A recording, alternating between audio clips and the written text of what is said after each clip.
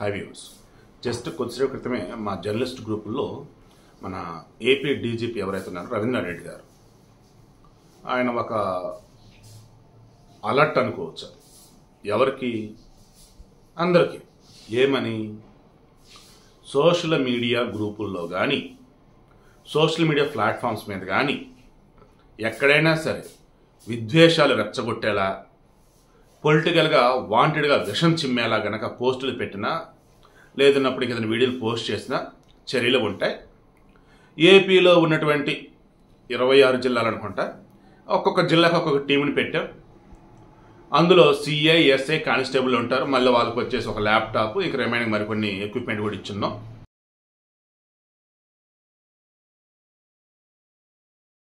వీళ్ళ పని ఏంటి? సోషల్ మీడియా ప్లాట్ఫామ్స్ అన్నిటి మీద కూడా నిఘా, అందరి మీద నిఘా. ఏ రకంగా? ఏమాత్రం ఇందాక నేను చెప్పినట్టుగా ఏమాత్రం విషం చిమ్మేలా, విద్వేషాలు రెచ్చగొట్టేలా, అసత్య ఆరోపణలతో కావాలని వాంటెడ్గా మార్ఫింగ్లు, ఫేక్ గనక ఫార్వర్డ్ చేయటాలు, పోస్టులు చేయటాలు ఇలా గనక చేస్తూ ఉంటే చర్యలు తప్పు. ఈవెన్ వాట్సాప్ గ్రూపుల్లో అట్లా గనక వచ్చిన అడ్మిన్ల మీద కూడా చర్యలు తీసుకుంటా ఉన్నారు. జస్ట్ ఖచ్చితంగా ఐ అప్రిషియేట్ ఇట్. బట్ ఇది ప్రతిపక్షాలకే పరిమితమా సార్? అధికార పక్షం వాళ్ళకి అప్లై కాదా? మీరు సోషల్ మీడియాలో అంటున్నారు, కళ్ళ ముందు కనిపిస్తుంది సార్. అక్కడ ఇప్పుడు విపక్షాల వాళ్ళు సీఎం దిష్టిబొమ్మను దగ్ధం చేయటమో, లేదంటే ఎవరైనా వైసీపీ నాయకుల యొక్క దిష్టిబొమ్మను దగ్ధం చేయటమో చేస్తే మీరు వాళ్ళ మీద కేసులు పెట్టి లోపలేస్తున్నారు. మరి అలాంటిది భీమిలి దగ్గర, సంఘీవలస దగ్గర ఒక సభ పెట్టి వైసీపీ వాళ్ళు సీఎం జగన్మోహన్ రెడ్డి గారి కోసం, ఆ సభ దగ్గర చంద్రబాబు నాయుడు పోలిన విధంగా, పవన్ కళ్యాణ్ పోలిన విధంగా, మాజీ సీఎం కిరణ్ కుమార్ రెడ్డిని పోలిన విధంగా, అదేవిధంగా ఎవరు ఒక official person, maybe seems to be just like BJP or Congress person అన్నట్టు పెట్టి, వాళ్ళ ముందు బాక్సింగ్ బ్యాగులు లాంటివి పెట్టి ఆడకొచ్చినాడు గుద్దాల. జనరల్గా ఇప్పుడు నేను బీజేపీ అండి, నేను బీజేపీ తరఫున ఏమంటారు చీఫ్ గెస్ట్ అటెండ్ అయినా ఒక సభకి. అప్పుడు నేను ఒక సభకి వెళ్తున్నప్పుడు ఆ చీఫ్ గెస్ట్ ఉన్నప్పుడు నా ఫోటో ఉంటుంది, లేదా నా కట్అవుట్లు ఉంటాయి, నా బ్యానర్లు ఉంటాయి, అండ్ అక్కడ ఎవరైతే కీలకమైన నాయకులు ఉన్నారో వాళ్ళు ఉంటారు, అండ్ మా పార్టీకి ఎవరైతే చీఫ్ ఉన్నారో, సుప్రీం ఉన్నారో వాళ్ళ బొమ్మలు ఉంటాయి. ఇదే కదా పద్ధతి ఎక్కడైనా, టీడీపీ అయినా, వైసీపీ అయినా, కాంగ్రెస్ అయినా, కమ్యూనిస్ట్ ఎక్కడైనా ఇదే కదా. మరి ఇదేంటండి? జగన్మోహన్ రెడ్డి గారికి సంబంధించిన సభ అన్నప్పుడు, వైసీపీ సంబంధించిన సభ అన్నప్పుడు ఎక్కడెక్కడ అసలు ఊహించడం వీళ్ళ కట్అవుట్లు ఏంటి అసలు? దాని ముందు బాక్సింగ్ బ్యాగులు ఏంటి? మరలా అక్కడ గుద్దాలా, కొట్టాలా? ఏంటి పైశాచికత్వం? సిగ్గుందా లేదా అసలు?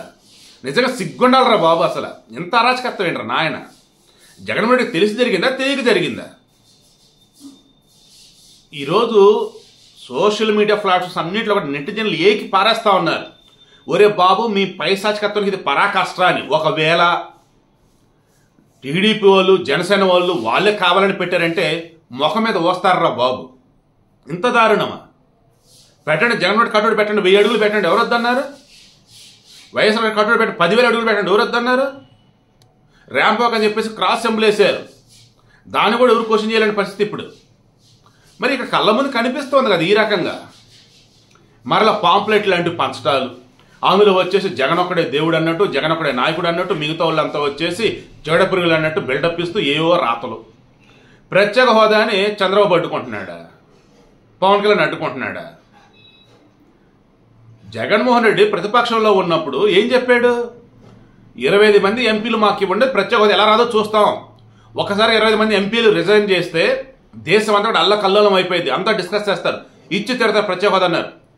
గెలిచిన తర్వాత ఇప్పటి వరకు అసలు రాజీనామా తీసుకు ఆలోచించారా? ప్రత్యేక హోదా మీద గట్టిగా అసలు పార్లమెంట్ నిలదీశారా? అదేమంటే బిల్లులకు మద్దతు ఇవ్వాల్సి వచ్చినప్పుడు మేము అడుగుతున్నారు, ఏమడిగారు? నిజంగా సిగ్గేస్తుంది నాకైతే. ఒక జర్నలిస్ట్గా ఉండి కూడా ఇవన్నీ చూస్తూ ఉంటే మరి పోలీసులు ఎందుకు సైలెంట్గా ఉన్నారో అర్థం కావట్లా. మరలా ఈ వైసీపీ వీరాభరణలు, జగన్ వీరాభరణలు మీరు ఎంత బ్లైండ్గా ఎందుకు నమ్ముతున్నారో అర్థం కావట్లా. మరలా పిచ్చి పిచ్చి పోస్టులు ఎందుకు పెడతారో అర్థం కావట్లా. సోషల్ మీడియా ప్లాట్ఫామ్లోనూ ఈ రకంగా యూట్యూబ్లోనే ఎవరైనా ఉన్న నిజాలు చెప్తుంటే గలీజ్ కామెంట్లు పెడుతూ తిడతాలు ఏదేదో చేస్తూ ఉన్నారు. ఏంది అసలు ఇదంతా? సార్ పోలీసు గారు, ఇదిగో ఇటువంటి చర్యలు తీసుకోండి. మీరు ప్రతిరోజు ఈ వైసీపీ వాళ్ళ టీం నుంచి ఏదో ఒక రకంగా దారుణాతి దారుణంగా పవన్నో చంద్రబాబునో లోకేష్నో తిడుతూ భయంకరమైన పోస్టులు వీడియోలు మార్ఫింగ్ వస్తూనే ఉన్నాయి.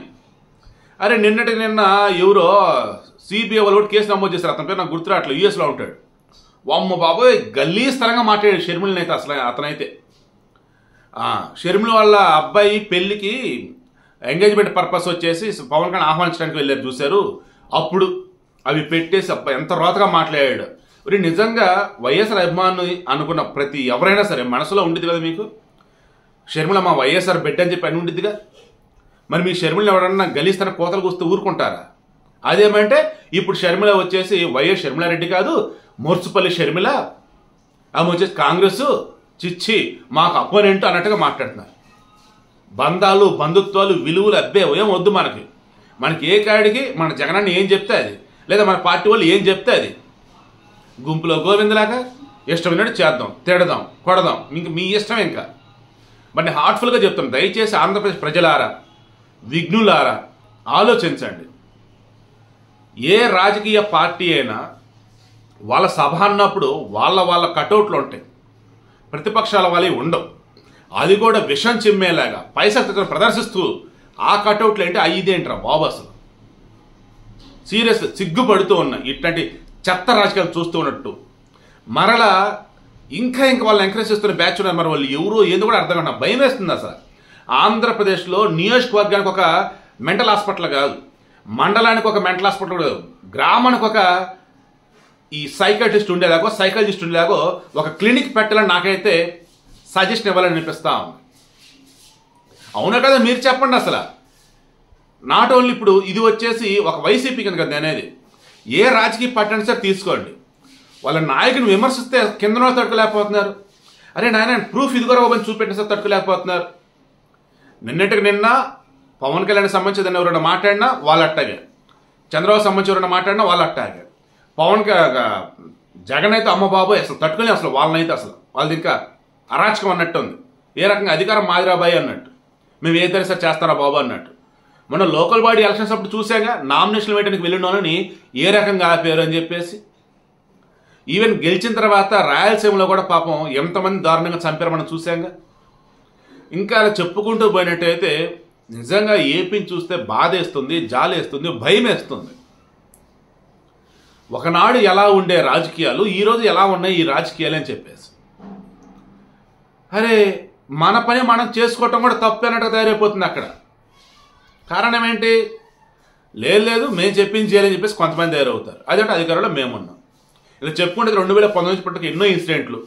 సో నేను నా హంబుల్ రిక్వెస్ట్ ఏపీ పోలీస్కి, అయ్యా దయచేసి మీరు అన్ని పార్టీలని సమదృష్టితో చూస్తూ ఈ సోషల్ మీడియా ప్లాట్ఫామ్లో ఎవరైతే ఈ రకంగా విద్వేషాలకి రెచ్చగొట్టే విధంగా, విషం చిమ్మే విధంగా మార్ఫింగ్ ఫోటోలతో పిచ్చగా పోస్టులు పెడుతూ, బయట సైతం కటౌట్లు పెడుతూ, హోర్డింగ్లు పెడుతూ, బ్యానర్లు పెడుతూ ఇది చేస్తున్నారో అందరినీ కూడా సమదృష్టితో చూస్తూ ఆంధ్రప్రదేశ్లో శాంతి భద్రతలు కాపాడాలని మనస్ఫూర్తిగా దండం పెడుతూ ఉన్నా. అండ్ ఇప్పటికైనా ఈ పైశాచిక ఆనందం పొందుతున్న వాళ్ళు ఎవరైతే ఉన్నారో మారండి రా బాబు.